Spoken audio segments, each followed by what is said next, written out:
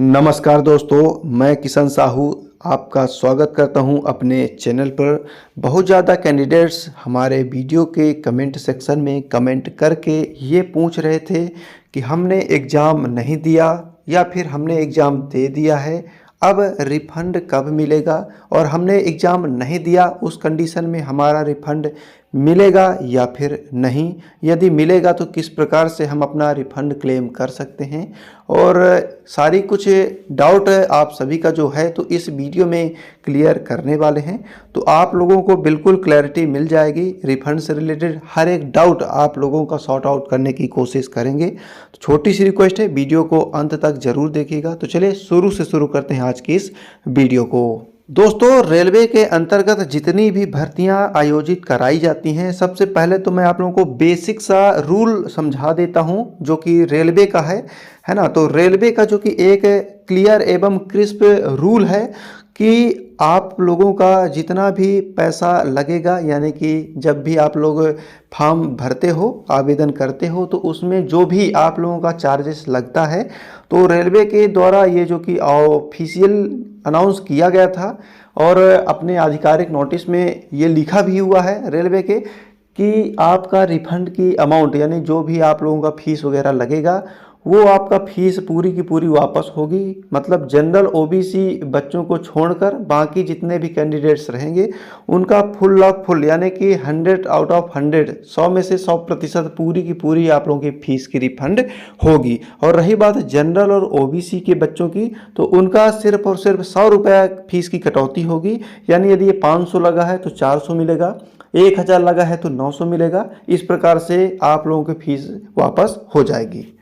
पर दोस्तों, एक बेसिक सा रूल यही है कि यानी रेलवे के अंतर्गत जितने भी एग्ज़ाम आयोजित कराई जाती हैं, उस एग्ज़ाम को आप लोग भरते हो, इसके बाद एग्ज़ाम अटेम्प्ट करते हो, यानी कि दोस्तों आप परीक्षा में बैठते हो, तो उस कंडीशन में आप लोगों का जो कि रिफंड क्लेम किया जाता है। ठीक है, ये पहला और बहुत ही बेहद इम्पोर्टेंट रूल है जो कि रेलवे के द्वारा ये आधिकारिक तौर पर ये पुष्टि की गई है। ये लिखा भी हुआ है उनके हर एक नोटिस में कि आप लोग एग्ज़ाम सेंटर में एग्ज़ाम अटेम्प्ट करते हो, पूरा का पूरा एग्ज़ाम देते हो, है ना, तो आप लोगों का जो कि रिफंड का अमाउंट जितना भी हो रहा होगा आपके दिए गए बैंक अकाउंट में क्रेडिट कर दिया जाएगा। अब बात करते हैं कि आप लोगों का रिफंड किसको किसको मिलता है और किसे किसे नहीं मिल सकता है।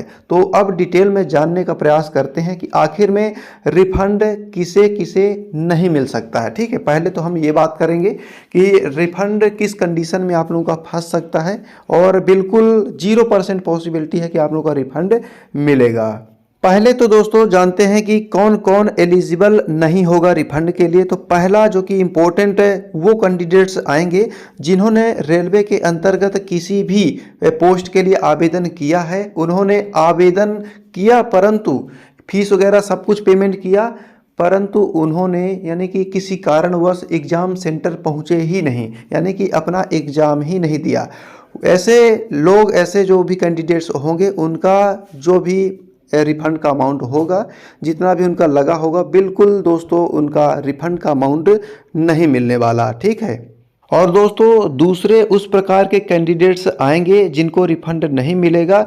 उन्होंने एग्ज़ाम सेंटर तो पहुंच गए, ठीक है, एग्ज़ाम सेंटर पहुंच गए और एग्ज़ाम देना भी शुरू कर दिया, परंतु उसके बीच यानी कि 120 क्वेश्चंस, यानी कि जितने आपके एग्ज़ाम में पूछे गए होंगे क्वेश्चन और जितने घंटे का आप लोगों का एग्ज़ाम रहा होगा, है ना, उसके अकॉर्डिंग आप लोगों ने एग्ज़ाम तो दिया परंतु आधा अधूरा एग्ज़ाम दिया। इसके बाद आप लोगों की तबीयत बिगड़ गई या फिर इनकेस कुछ भी आपके साथ हो जाता है, बीच में आप लोग इंटरप्ट कर देते हो, अपने एग्ज़ाम को छोड़ के आप लोगों को जाना पड़ सकता है, या कि आप छोड़ के जा रहे हो, तबीयत आप लोगों की अचानक से बिगड़ गई या कि कुछ भी हो रहा है, तो आप लोग फुल एग्ज़ाम नहीं दिए हो जितना भी एग्ज़ाम होता है, तो उस कंडीशन में भी आप लोगों का 1 रुपया रिफंड का अमाउंट नहीं मिलेगा। ठीक है, इस तरह में आप लोगों की फुल अटेंडेंस नहीं लगी हुई है और ना ही पूरा आप लोगों ने एग्ज़ाम दिया है, इस कंडीशन में भी आप लोगों का जो कि रिफंड का अमाउंट क्लेम नहीं हो पाएगा।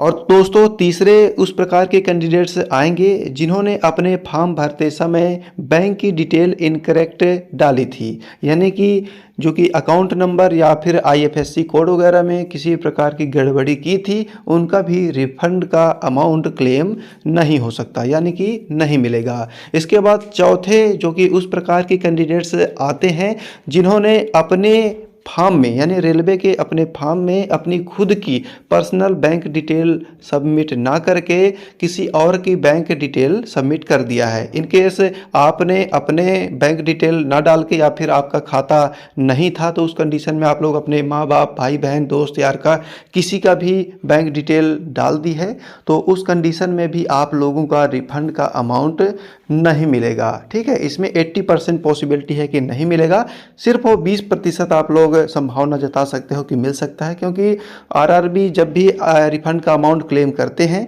तो कैंडिडेट्स का नाम और वेरीफाई करते हैं और बैंक डिटेल जो भी आप लोगों ने डाली थी उसका नाम वेरीफाई करते हैं। उसमें मिसमैच होने की वजह से आप लोगों का रिफंड अमाउंट जो कि रोक दिया जाता है, डिनाई कर दिया जाता है। ठीक है, इसके बाद दोस्तों नेक्स्ट ऐसे कैंडिडेट्स हैं जिन्होंने अपना रेलवे का आवेदन करते समय उसमें काफ़ी ज़्यादा त्रुटियां कर दी थी, यानी कि आपके नाम में या फिर डॉक्यूमेंट जो भी आप लोगों ने अपलोड किया है 10th 12 वगैरह, तो उसमें किसी प्रकार का मिसमैच या फिर डॉक्यूमेंट वेरिफिकेशन में अप्रूवल ना होना, जिस वजह से आप लोगों का जो कि एप्लीकेशन फॉर्म रिजेक्ट हो जाता है। उस कंडीशन में भी आपका तो एग्ज़ाम ही नहीं कंडक्ट कराया जाएगा, तो आप लोगों का रिफंड कैसे मिलेगा? तो यानी कि एप्लीकेशन स्टेटस यदि आप लोगों का रिजेक्ट हो गया है तो उस कंडीशन में गलती सिर्फ आपकी है, न कि आरआरबी बोर्ड की। इस वजह से आप लोगों का रिफंड का अमाउंट 1 रुपया भी नहीं मिलेगा। तो दोस्तों यदि आप लोगों के साथ जो भी हमने अभी क्राइटेरिया बताया है, इस प्रकार की यदि आप लोग फॉलो किए हो, यदि इस प्रकार की गलतियां हो चुकी हैं, तो बिल्कुल आप लोगों का रिफंड नहीं मिलेगा। इसके अलावा यदि आप लोगों के साथ इस प्रकार की प्रॉब्लम नहीं हुई है तो बिल्कुल आप लोगों का 1-1 रुपया जो भी रिफंड का होगा तो आ जाएगा। अब मैं आप लोगों को एक और ऑप्शन बता रहा हूँ, यानी कि दोस्तों इन केस कभी कभी ऐसा होता है कि रेलवे का जो कि रिफंड से रिलेटेड अलग एक विंडो ओपन की जाती है, यानी कि अलग से उसमें बैंक डिटेल वगैरह के लिए बोला जाता है। जैसे कि पिछली वैकेंसी आरआरबी ग्रुप डी वगैरह की आई थी, तो उसमें भी जो कि बैंक डिटेल सबमिट करने के लिए अलग से विंडो ओपन किया था रेलवे ने, तो उसमें काफ़ी ज़्यादा कैंडिडेट्स को हेल्प मिली थी और उनका जो कि रिफंड का अमाउंट बाद में फिर आ चुका था उनके खाते में। तो ये एक ऑप्शन है कि आप लोगों का जो कि एग्ज़ाम हो गया है या फिर बैंक डिटेल इनकरेक्ट थी या किसी और की डाल दी थी, तो उस कंडीशन में यदि रेलवे चाहता है तो, यानी रेलवे के विवेक पर निर्भर करता है दोस्तों, है ना, परंतु ऑफिशियली ऐसा कुछ नहीं है, परंतु अगर ऐसा होता है रेलवे चाहे तो एक नई जो कि विंडो ओपन कर सकता है आप लोगों के बैंक डिटेल से रिलेटेड। तो बैंक डिटेल से रिलेटेड यदि विंडो ओपन करता है तो उस कंडीशन में आप लोग अपनी नई और अपनी पर्सनल, सिर्फ पर्सनल अपनी बैंक डिटेल को सबमिट करके और जो भी रिफंड का प्रोसेस होता है तो आपके बैंक अकाउंट में क्रेडिट कर दिया जाएगा। ठीक है, तो अब मैं आप लोगों को बताना चाहूँगा कि किसको कितना रिफंड का अमाउंट मिलता है। तो बताना चाहूँगा दोस्तों, आरपीएफ एसआई में आप लोगों का जनरल ओबीसी का 500 रुपया लगा था फॉर्म भरने में, तो आप लोगों का सिर्फ 400 रुपया फीस रिफंड आएगी आपके बैंक अकाउंट में। और यही बात करते हैं एससी, एसटी और फीमेल कैंडिडेट्स, दिव्यांग भाई बहन जितने भी हैं, तो इनका जो कि सिर्फ 250 रुपया लगा था, तो उनको 250 रुपया पूरा का पूरा रिफंड अमाउंट उनके बैंक अकाउंट में आ जाएगा। काफ़ी ज़्यादा कैंडिडेट्स का ये भी कन्फ्यूजन है कि आखिर हमारा एग्ज़ाम तो हो गया है आरपीएफ एसआई का, अब हमारा रिफंड का अमाउंट आएगा कब?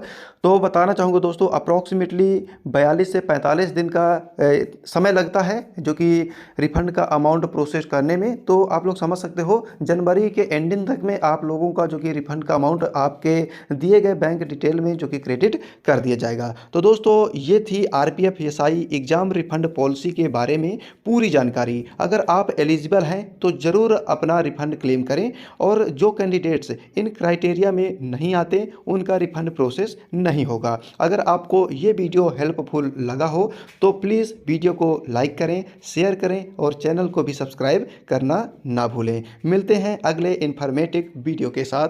थैंक्स फॉर वॉचिंग दोस्तों।